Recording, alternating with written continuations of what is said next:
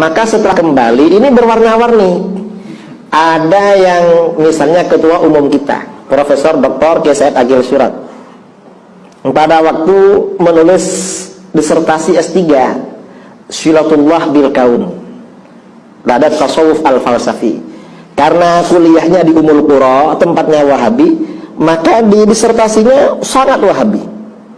Bahkan Imam Ghazali, Imam Junaid Al-Baghdadi dianggap sesat di bukunya itu. Nah, setelah pulang, beliau gak jadi Wahabi, malah anti Wahabi, tapi malah bela Syiah. Ini, dan ini kenyataan. Bukunya ya ada, kemudian rekaman-rekaman ceramahnya ada. Mau ditutup-tutupi gak bisa, memang ada.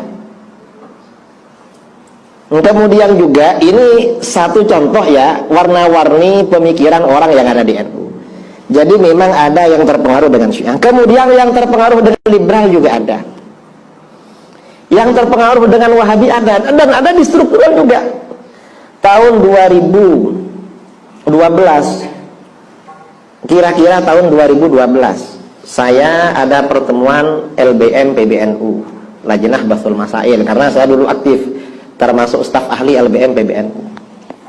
Pada waktu pertemuan, Khatib Am waktu itu Profesor Dr. Kiai Haji Malik Madani bilang pada saya, Pak Kiai, ada salam dari Rois Am Kiai Sahal Mahfud waktu itu. Apa? Kalau nulis buku Aswaja agar diberi kata pengantar salah seorang Rois Syuriah, Profesor Dr. Kiai Haji Fulan, gak saya sebutkan karena sudah wafat. Saya bilang, Pak Yai, saya gak berani kalau beliau ngasih kata pengantar buku saya.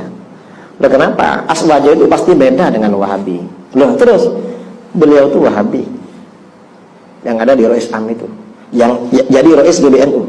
Loh, apa buktinya? Ini buktinya. Buku-buku Wahabi terbitan Saudi yang dibagi-bagi gratis ke jamaah haji, salah satu yang menerjemahkan beliau ini. Artinya apa? Tokoh Wahabi masuk ke PBNU. Dan memang orang ini sering bertengkar dengan Syuriah yang lain. Saya menyaksikan sendiri. Mengapa? Karena Wahabi. Lama-lama saya tanya pada kawan yang Syuriah di PB, itu kok bisa masuk Syuriah di PBNU? Kan Wahabi itu sering bertengkar dengan sampean. Dia bilang, Pak Yai, saya sudah tanya sama Pak Ketua Umum Kiai Said Akil, itu katanya titipan dari penguasa waktu itu. Artinya ini sudah banyak yang bermain di NU. Susah memang.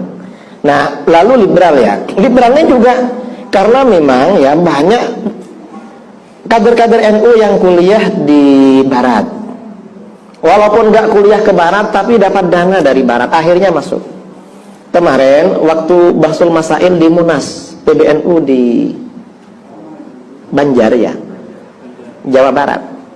Ketika ada pertanyaan, apakah orang-orang kafir di Indonesia ini harbi, zimmi, mu'ahad, musta'man?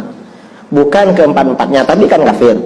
Lalu ada dua orang yang liberal di PBNU bilang bahwa NU tidak menganggap orang beda agama dengan umat Islam di Indonesia itu kafir, itu non muslim. Ini taktik liberal. Mengapa begitu? Menurut orang liberal, orang yang punya kepercayaan pada agama apapun, Yahudi, Nasrani, Hindu, Buddha, Konghucu, Shinto, Majusi, itu semuanya orang beriman, bukan orang kafir. Mereka dianggap umat beriman, bukan orang kafir. Karenanya mereka hanya non-muslim. Sebenarnya beriman cuma non-muslim. Dan ini ditulis oleh salah seorang pembesar di PBNU di buku yang pernah diterbitkan secara resmi oleh PBNU tahun 2012. Padahal tidak mengkafirkan orang di luar Islam itu hukumnya murtad. Di dalam kitab-kitab fikih, wa naqta'u bi kufri man lam yukaffir man dana bi ghairi Islam kal yahud wan nasara aw syakka fihi aw tawaqqafa fihi. Dan kami memastikan kekafiran orang yang tidak mengkafirkan orang-orang penganut agama selain Islam, seperti Yahudi, Nasara dan lain-lain, atau meragukan kekafiran mereka, atau tawakkuf, vakum, kafir apa enggak ya? Tidak bersikap. Ini sudah ada juga di PBNU. Kita ini memang Wahabi sesat, Syiah sesat. Di NU sudah mulai muncul pikiran-pikiran seperti itu.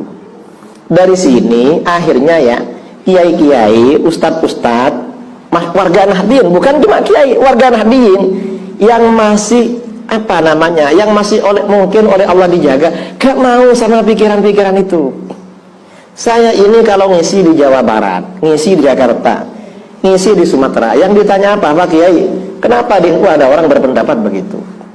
Menyebut nama, Pak Kiai, orang itu fulan itu ya apa, sesat apa enggak? Kok bilang begini? Nyebut nama, karena mereka tahu informasi. Untungnya kita ada di Pasuruan, memang tiap pagi ke sawah, kadang ke mana, entar ke Sabe, entar ke Tasik, tak tahu seperti itu. Dan ini informasinya jelas masalah seperti ini. Ini sudah di mana-mana. Makanya saya kira penting ya judul topik mengawal NU dalam perspektif akidah, sosial, budaya dan ini sangat penting, terutama akidah NU. Memang yang baik warga NU nggak tahu akidahnya orang atas, terutama yang nggak benar. Cukup tahu akidahnya Hasyim Asy'ari itu saja. Karena di atas yang nggak benar ini banyak. Yang ada di struktural itu mana?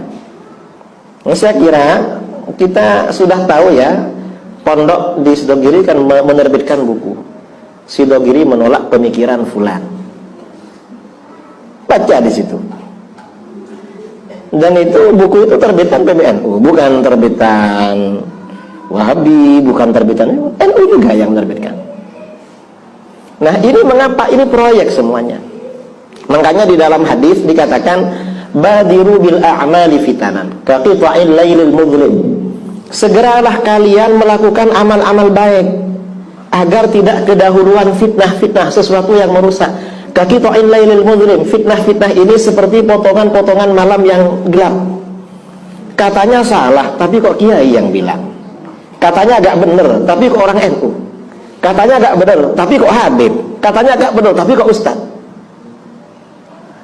Yumsir rajulu mu'minan wa yusbihu kafiran. Sore-sore masih mukmin, paginya sudah kafir. Yang disampaikan enggak sesuai dengan Islam, malah ajaran kafir.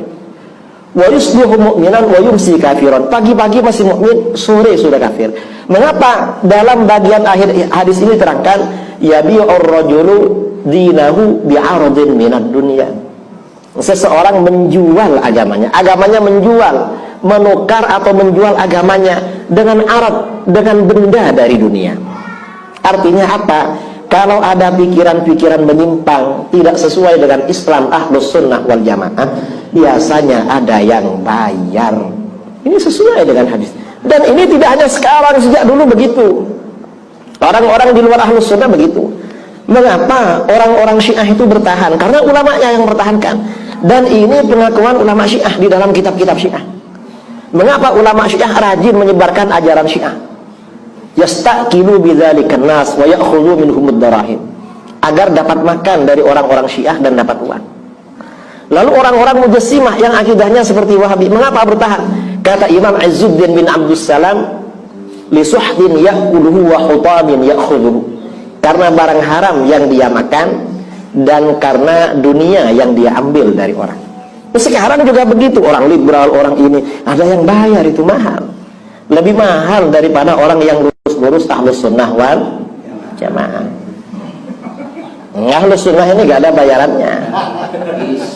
Kalau ini ya orang-orang Wahabi bikin pengajian, itu jamaah ada amplop, kita bikin pengajian, coba ini ada full 500 ini, malah bayar ini. Tapi alhamdulillah datang. Kalau mereka ini ya santai, bid'ah syirik, fulus di belakang itu ada fulus. Bid'ah syirik itu fulus. Dan pakai dolar itu, $1.500. Ustadz Salafi itu ya katanya. Ada mantan Ustadz Salafi bilang pada saya, Kiai tahu berapa gaji Ustadz Salafi? 1.500. Kok tahu? Saya mantan, kata. Cerita ke saya ya, mungkin tidak semuanya, tapi mereka ngaku ada daftarannya. $1.500 itu berapa? $1 15.000. Kalau 1.000 15 juta. Kalau yang 500 separuhnya 7,5 juta, 22.500.000. Kaper syirik, kaper 10 juta. Abis ini Pak Joko kata Ustaz Ghazali, wallahu a'lam.